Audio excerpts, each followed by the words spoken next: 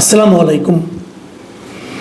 প্রিয় দর্শক, আজকে ঢাকা শহরে ছাত্রদের একটা আন্দোলন ছিল।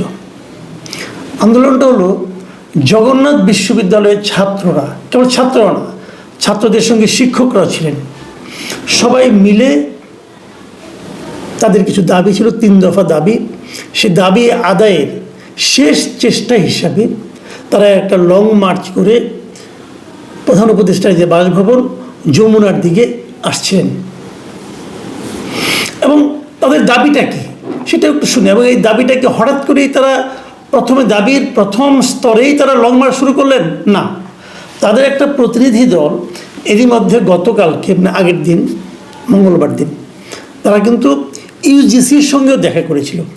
ইউজিসি হলো ইউনিভার্সিটি গ্র্যান্ট কমিশন, মানে বিশ্ববিদ্যালয়গুলোর দাবি দাওয়াগুলো বিশ্ববিদ্যালয় কি পাবে কি পাবে না, অথবা বিশ্ববিদ্যালয়ের কাছে সরকার এবং দেশ কি চায় না, এগুলো ইউজিসির মাধ্যমেই কিন্তু হয়ে থাকে।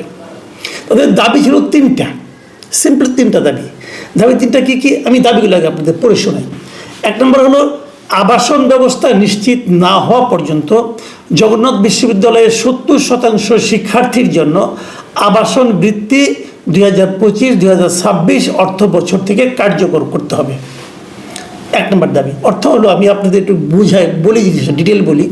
সেটা হলো, এটা একটা পাবলিক বিশ্ববিদ্যালয়, কিন্তু সমস্ত পাবলিক বিশ্ববিদ্যালয়ে একটা হল থাকে। মানে পাবলিক বিশ্ববিদ্যালয়ে সবাই তো সমস্ত ছাত্রকে হলে থাকতে দিতে পারে না। কিছু আবাসিক আছে, কিছু অনাবাসিক আছে। যেমন জাহাঙ্গীরনগর বিশ্ববিদ্যালয়, তবে কৃষি বিশ্ববিদ্যালয়, এগুলো কিন্তু সম্পূর্ণ আবাসিক। মানে এখানে যত ছাত্রছাত্রী ভর্তি হবে তারা সবাই বিশ্ববিদ্যালয়ের হলে থাকবেন। অথবা যদি উল্টো করে বলি, যে হলে যত ছাত্রছাত্রী থাকার ব্যবস্থা আছে তারা কেবল তত সংখ্যকই ছাত্রছাত্রী ভর্তি করবেন। এগুলো সম্পূর্ণ আবাসিক। আবার কিছু কিছু বিশ্ববিদ্যালয় আছে যেগুলো আবাসিক অনাবাসিক দুটো মিলেই, যেমন চট্টগ্রাম বিশ্ববিদ্যালয়, ঢাকা বিশ্ববিদ্যালয়, এখানে কিছু হল আছে, কিন্তু ছাত্র সংখ্যা এত বেশি হয়ে যায় যে হলে কোনো সংকুলান হয় না, যে কারণে তারা হলে সবাইকে থাকতে দিতে পারে না। কিন্তু হল তাদের আছে। ঢাকা বিশ্ববিদ্যালয়ে তো অনেকগুলো হল। তো এরকম জগন্নাথ বিশ্ববিদ্যালয়ে তারাও হল চেয়েছে। এখন তাদের কোনো হল নেই, তারা যদি হল চায় তাহলে এই হল চাওয়াটা তো অন্যায় না। এই স্টুডেন্টরা কোথায় থাকবে? থাকার একটা ব্যবস্থা লাগবে না? সরকার ব্যবস্থা করবে না? সরকার আপনাকে দাওয়াত করে নিয়ে আসলে তুমি আমার এখানে ভর্তি হও, কিন্তু তারপর আপনাকে থাকার ব্যবস্থা করতে পারে না, তাহলে সেটা কোথায় ভর্তি হবে? শিক্ষাটা রাজধানীতে থাকার খরচ তো অনেক। তারা কি মনে করেন এক জায়গায় যে ছোটো একটা ঘর নিয়ে বস্তির মতো একটা রুমে ভাড়া করে মেস করে থাকতে পারবে? এবং থাকলে সেখান থেকে লেখাপড়াটা হবে। যে বিশ্ববিদ্যালয়ে আবার পাবলিক বিশ্ববিদ্যালয় যদি থাকার জায়গা করে দিতে না পারে, তাহলে তারা বিশ্ববিদ্যালয় করতে যায় কেন? তো এই সমস্ত প্রসঙ্গ কিন্তু আছে। তারা বলেছে যে এই হল করা কিন্তু বিশ্ববিদ্যালয় কর্তৃপক্ষ একাধিকবার উদ্যোগও নিয়েছে। সেগুলি অন্য আলাপ, ওইগুলো অনেক বিতর্ক, লম্বা আলাপ, কেন হয়নি, কে জায়গা দখল করেছে, কী সমাচার। কিন্তু যত আলাপে আপনি করেন সবগুলি আলাপে কিন্তু সরকারের এক ধরনের সংশ্লিষ্টতা আছে। মানে সরকার চায়নি বলে হয়নি, অথবা সরকারি লোকই নানা রকম প্রতিবন্ধকতা তৈরি করেছে, এরকম অনেক কিছু আছে। কাজে দায়টা সরকারের কাছে, এবং স্টুডেন্টদের চাওয়াটাও কিন্তু সরকারের কাছে হতে হবে। অন্য কোথাও চেয়ে তো লাভ নাই। তারা সেটা চেয়েছে, যতদিন আপনারা আমাকে হল দিতে না পারবেন ততদিন পর্যন্ত আপনারা আমাদেরকে একটা মানে বৃত্তি দিবেন, সেগুলো আবাসন বৃত্তি, মানে কিছুটা টাকা আমাদেরকে হেল্প করবেন। এটা এমন নয় যে আবাসনের সব খরচ তাদের দিতে হবে।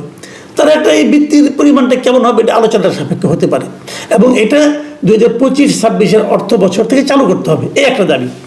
আরেকটা দাবি হলো যে তারা যে বাজেটটা দিয়েছে সেই বাজেটটা দ্রুত পাস করতে হবে, কোনো ধরনের কাটছাট করা যাবে না। এটা নিয়ে আমার একটু বক্তব্য আছে। কাটছাট করা যাবেই না এটা তো কোনো কথা না। সরকারের সামর্থ্য না থাকলে কিছু কাটছাট তো করতেও পারে। যাই, এটা তারা দাবি দিয়েছে। 3 নম্বর দাবি হলো জগন্নাথ বিশ্ববিদ্যালয়ের 2য় ক্যাম্পাসের কাজ, মানে ওদের একটা 2য় ক্যাম্পাসের পরিকল্পনা আছে, যে এই ক্যাম্পাসে জায়গা হচ্ছে না, আর একটা ক্যাম্পাস তাদের দরকার। সেই ক্যাম্পাসের কাজটা পরবর্তী যে একনিকের সভা হবে সেই সভায় অগ্রাধিকার প্রকল্পের আওতায় এনে বাস্তবায়ন করতে হবে। মানে এই প্রস্তাবটা কিন্তু অনেক বছর ধরে ঝুলে আছে, কেউ দেখে না, কেউ তাকায় না। তা সেটা তারা অগ্রাধিকার প্রস্তাবে আনতে বলেছে। এই যাদের দাবি, এখন এই দাবিগুলো নিয়ে আলোচনা হতে পারে। কিছু দাবি সরকার মানতে পারে, কিছু মানতে পারে না, কিছু কিছু বলতে পারে ঠিক আছে পরবর্তী সময় মানবো, নানা রকম কথাই হতে পারে। কিন্তু এই দাবিগুলি ইউজিসির সঙ্গে যখন গতকালকে তারা মিটিং করে, সেই মিটিংয়ে কোনো সমাধান হয়নি। সমাধান না হওয়ার পর সমস্ত এখানকার ছাত্র শিক্ষক সবাই মিলে একটা জুলাই ঐক্য নামে একটা সংগঠন করে তারা কর্মসূচি দিয়েছে যে আজকে মানে 14ই মে তারা যমুনার দিকে হেঁটে যাবে, যমুনার দিকে লং মার্চ করবে। এই লং মার্চ যখন কাকরাইলের কাছে এসেছে, কাকরাইল মোড়ে আর কি কাকরাইল মসজিদের যে মোড়টা ওখানে যখন এসেছে তখন তাদেরকে পুলিশ বাধা দিয়েছে। বাধা দেওয়ার পর তারপরে এখানে কী হয়েছে, পুলিশ তাদের উপর লাঠিপেটা করেছে, সাউন্ড গ্রেনেড মেরেছে, কাঁদানে গ্যাস মেরেছে এবং জল কামান দিয়ে তাদেরকে ছত্রভঙ্গ করে দিয়েছে। এই হলো অবস্থা। তার মধ্যে স্টুডেন্টরা দাবি করেছে তাদের কমপক্ষে 11 থেকে 12 জন লোক আহত হয়েছে, তাদেরকে নিয়ে তারা হাসপাতালে গেছে। যাওয়ার পর সেখান থেকে তারা, এটা হলো আপনার দুপুর 12:30টার দিকে ঘটনা, হাসপাতালে ভর্তি করেছে। তারপর পুলিশ ভেবেছে বোধহয় ছত্রভঙ্গ হয়ে গেল, তা হয়নি।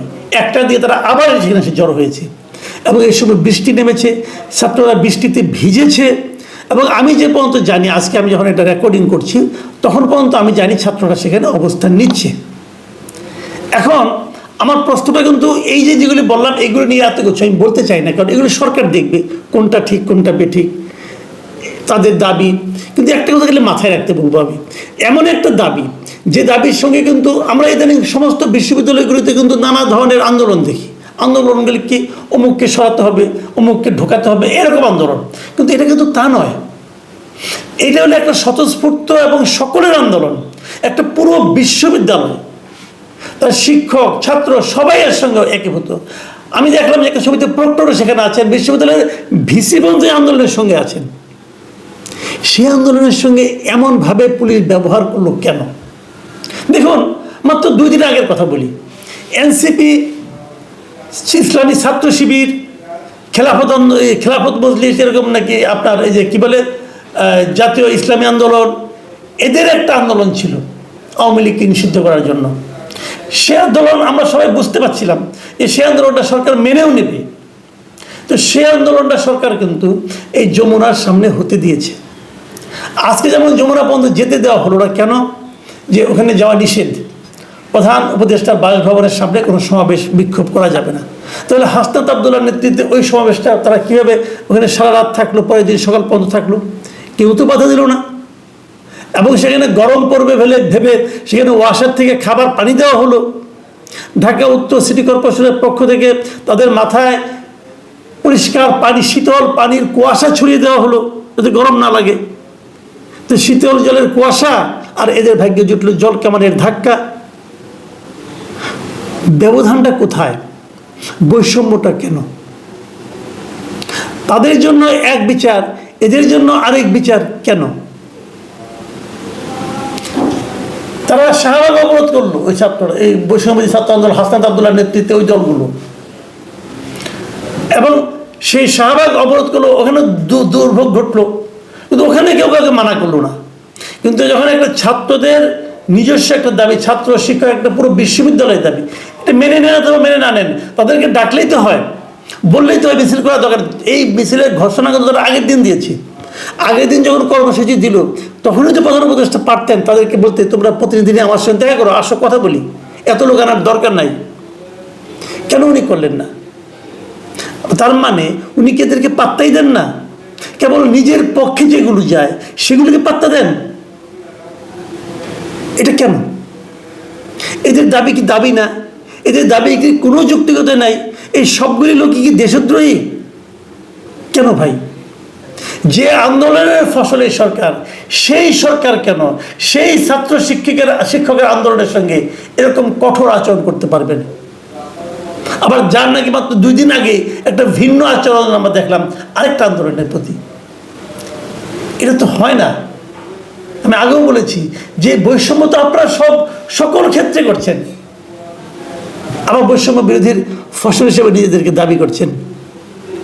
আমি মনে করি এই ধরনের বৈষম্য থাকা উচিত না। সরকারের এই আচরণটা আমি তীব্র নিন্দা করছি। আপনারা দাবি মানতে পারবেন কি পারবেন না সেটা অন্য আলোচনা। ওদেরকে নিয়ে বসুন, যৌক্তিকতা শুনুন, আপনাদের যুক্তি দিন, আপনাদের সামর্থ্যের কথা বলুন, আলোচনা চলতে পারে। কিন্তু স্টুডেন্টদেরকে মিছিল করতে হলো করে প্রথম প্রশ্ন। দ্বিতীয় প্রশ্ন হলো মিছিল করতে হলো বলে তাদেরকে এই পর্যন্ত এনে তারপর পুলিশ দিয়ে লাঠি পেটা, কাঁদানে গ্যাস এবং টিয়ার শেল, তার মধ্যে জল কামান কেন? এভাবে আপ্যায়ন করলেন কেন? আপ্যায়নের এই বৈষম্য কেন? আমি আশা করি সরকার পক্ষে প্রশ্নগুলো উত্তর দেওয়ার চেষ্টা করবেন।